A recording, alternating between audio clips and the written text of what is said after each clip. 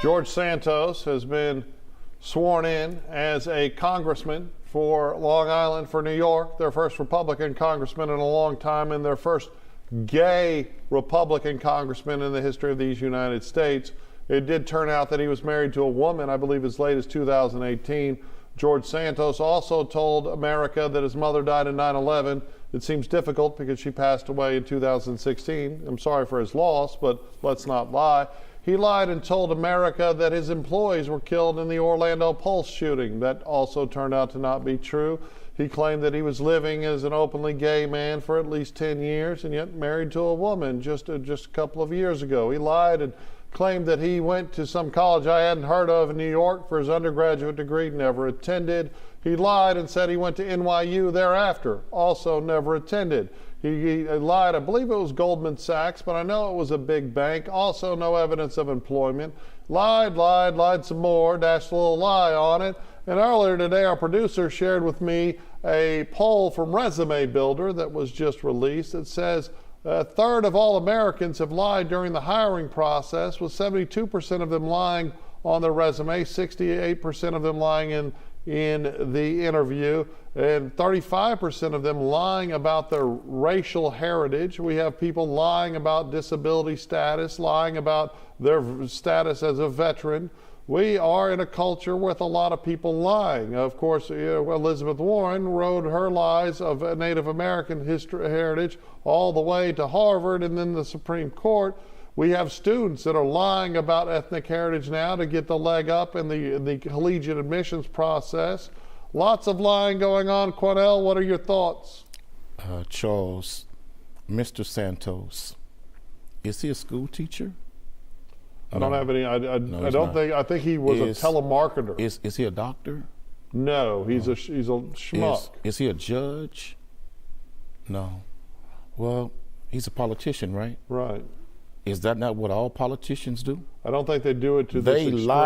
They lie about their accomplishments all the time. So is this okay? No, it's not. What politicians lie about their accomplishments, their success all the time. They attach themselves to things, institutions, people, and places that they never had anything to do with, just to buffer up their resume. This man is a pathetic, sad human being, because he even lied and said his mother died in 9/11 and she died in 2016. What kind of sick-minded individual would lie about the passing of your mother like that and put her in a building where a terrorist act took place and the woman had nothing to do with it? This is a sick individual. But the problem is, America is a sick nation because we have spiritually deviated so far away from God. And now we're becoming some of the biggest liars on the planet. But we have to admit, the American nation becoming a nation of liars, this country was built on a lie. We was told that George Washington never told a lie, and he was a slave owner. We were told that the founding fathers of this country said all men are created equal. But were black people included in that? No, it was a lie. This nation has been lying from day one to its citizens and to its people. And until somebody is truly held accountable for the lies, well, then nothing is going to change. Shame on those politicians of his particular party that you have not demanded that he resign immediately. Why? Because you want to maintain control of Congress. You don't want to lose that extra vote in Congress. It's a damn shame how those politicians in Washington, D.C. have seen and witnessed these lies, and they're not demanding from his own party for the integrity of the party, step down and get out from among us, because this is not what we are about. But Charles, you cannot say that because he was married to a woman, he wasn't gay. There are a whole lot of men married to some women that's absolutely gay for the day, the week, the month, and the year. So we have to tell the truth now. We got to get these men, they call coming out of the closet men, married to women with children, and gay as all day go long. So I'm not surprised about any of that. I don't think we need to focus on his orientation or status. I don't care who he chooses to love, who he chooses to have sex with. It's the lies, right? He lied about his education. He lied about his job history. He lied about his life. He lied about every aspect of it. But we've also got a lot of media attention to it, and here you are condemning the Republican Party for not taking action, but we have a president now. There's a video from the late 80s when he ran for president the first time, when he was busted plagiarizing. He was busted cheating his first year in law school. Typically you get thrown out, but he's from a powerful family, and he just said, oh, he didn't understand the citation rules. But this same president stood in a room in the late 80s and argued with a man on video camera, it's kind of grainy, where he says that he had 3 undergraduate degrees, that he had 165 hours and 3 undergraduate degrees, and that he had a full ride to law school and blah, blah, blah. All turned out to be lies. He had 1 undergraduate degree, he had 120 hours like most people, and he was just lying. This is the same president, as recently as a few weeks ago, lied about being admitted into the Naval Academy. He's been selling that lie for decades, and it turns out to not be true at all. So we have a president who has been lying for years. We have to have that same president who was credibly accused of sexual assault in the mid-90s, and it reared its head during the election season, but the party of Believe All Women, which I do think you should listen to all women and investigate all claims of sexual assault, but that party fell on deaf ears, and the media joined hands and said, oh, well, it's an accusation of bride, well, let's be quiet, despite the fact that the mother had called into the Larry King show in the 1995, and that recording's out there, talking about this sexual assault. So it's got legs. It's got an immediacy of outcry, unlike the ones that were directed at Kavanaugh. So when you talk about the Republican Party, well, there's a shining bright light on every mistake the Republican Party makes, and they make plenty of them. I'm no fan of the Republican Party, but the real problem in America right now is that the Democratic Party, no one holds them to account except conservative media. Biden has been lying. Elizabeth Warren lied about being a Native American. Takes it all the way. You don't care because she's a Democrat. Here's the problem. See, this is where you're wrong when you deal with me. Okay.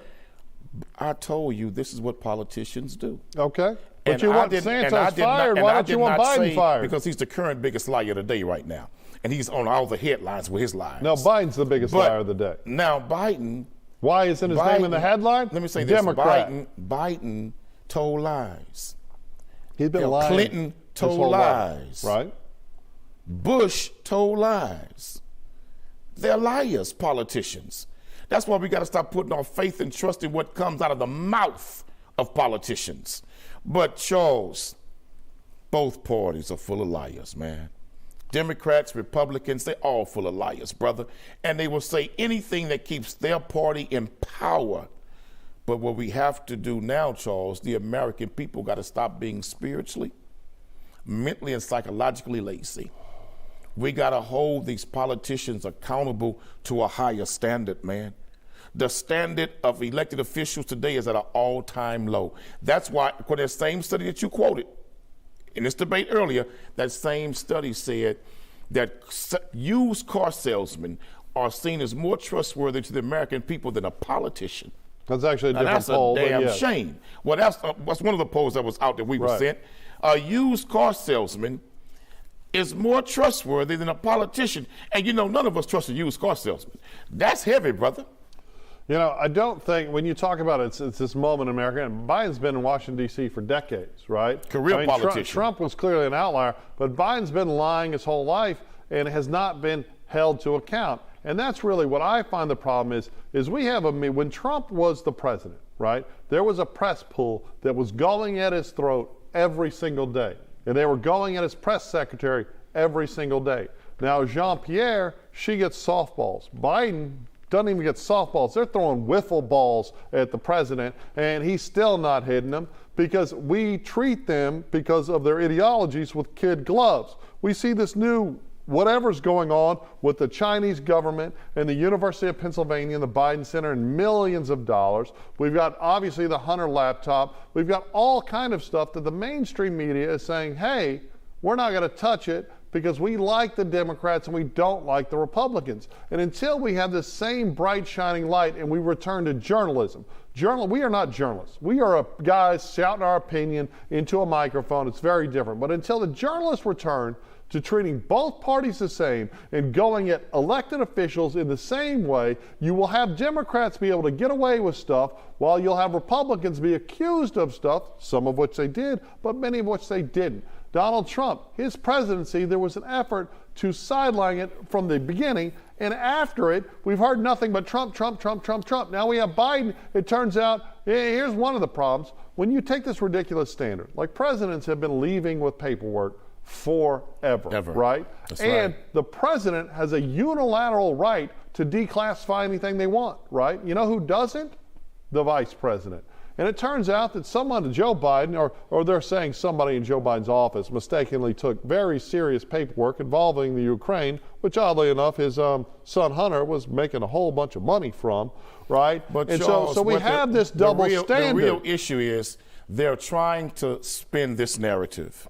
Who's trying? The Biden administration and Democrats. They're being allowed. That he cooperated fully, quickly with all the documents and turned them in himself. They don't have to spin a narrative. I think the only reason he did that is because of what happened with Donald Trump, and he knew that this would come back to bite him. Charles, the American people have to understand, like journalists, you was talking about journalism, getting back to real journalistic integrity and real journalism. That's not going to happen. You know why? Why not? Because who owns America's politicians? Corporate America. Who owns our newspapers and news stations? Corporate giants. So at the end of the day, if the corporate giants don't want something talked about or something reported or somebody exposed, it's never going to happen.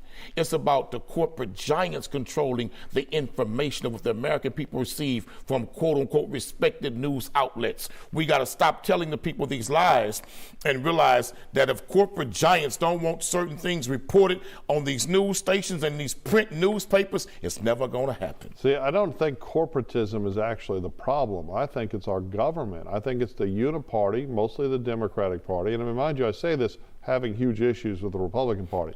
But if you go years back to the 70s, right, there's very clear evidence that the CIA spent hundreds of millions of dollars to have false stories, back when you had to consume your news on the 5 o'clock evening news or by reading the newspaper, that the CIA was intervening and putting false stories out there that the media was then regurgitating to try to influence public opinion. That's right. But it has gotten so bad now. Right now, the Attorney General of Missouri, right, and the Attorney General of Louisiana have filed a lawsuit against the Biden administration, Missouri v. Biden, that is trying to uncover the horrifying control that the Biden administration has exercised over social media platforms to silence voices. But you went back too far. No. Remember, hold the on. Biden administration did the same thing with Twitter.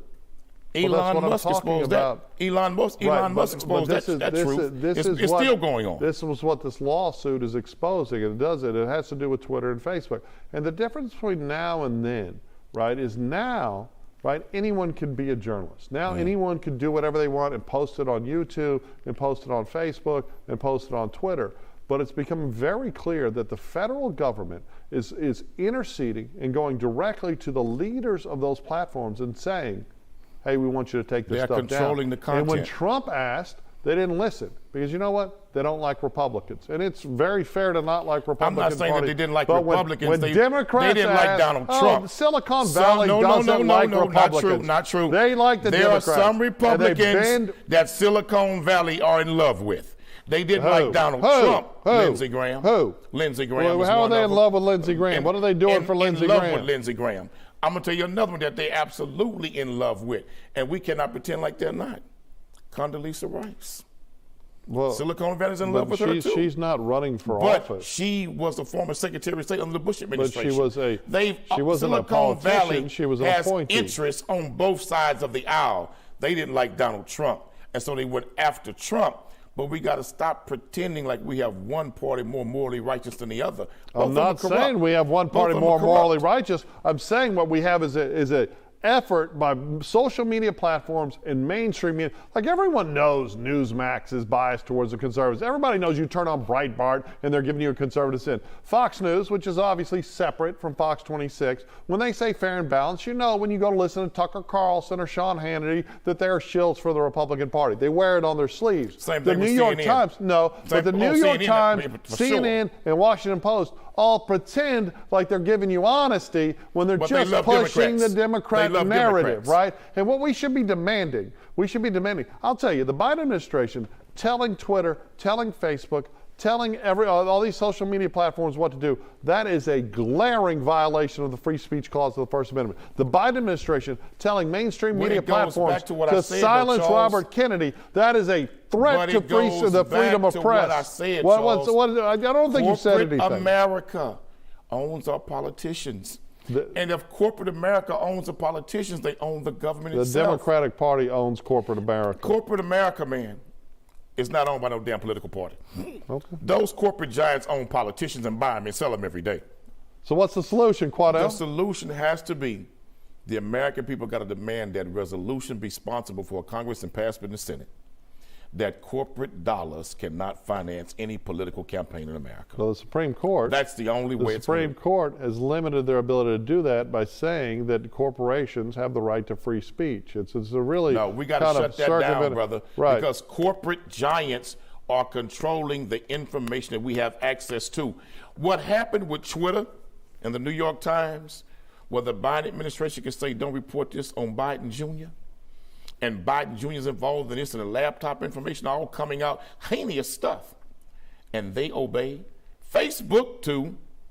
Look, they didn't just obey. They shut down American citizens from being able to talk about it, threw them off the platform. They obeyed the Biden administration's wishes. Right, because that's what they do for Democrats. And what I'm saying to you is, man. It's different for Republicans. Republicans are eat up more about mainstream news than what the Democrats are. Well, because they should be, because they're fighting against them. Because so many of the news outlets are controlled by Democratic influence and liberal influences, like Hollywood in particular. But Charles, the government's been hijacked, man. Democrats, Republicans, the American people, you're suffering because we have only two options when it comes to political party in this nation. And yet we must have politicians that are not owned by special interest groups that are heavily financed by corporate mega giants in this country. The CIA itself is controlled by the financial special interests of corporate giants to maintain their corporate wealth and power around the world in the name of American influence and American dominance. The bottom line is, Charles, the government of the United States of America has been hijacked from the people. We don't have. So how do we fix it? Again, how does Quanell, you began this by saying we need to go back to God to solve these problems, but I don't think a theocracy is the resolution. Not a theocracy. I agree with you on corporate dollars, but right now the Supreme Court is going to prevent the legislation. But here's the thing: it's like Congress insider trading, right? There was a congressman, the SEC just closed an investigation where he timely sold a whole lot of stock right before the pandemic, but it also, they established, he called family members who did the same thing. Sounds like very glaring insider trading. Regular citizen, click, click, right? That's right. But Congress, and you look at the dollars, everyone else is losing money in the stock market this year, not our Congress people, right? Because they're insider trading based on information that they're getting to do their role. You admit then that corporate dollars has hijacked our government.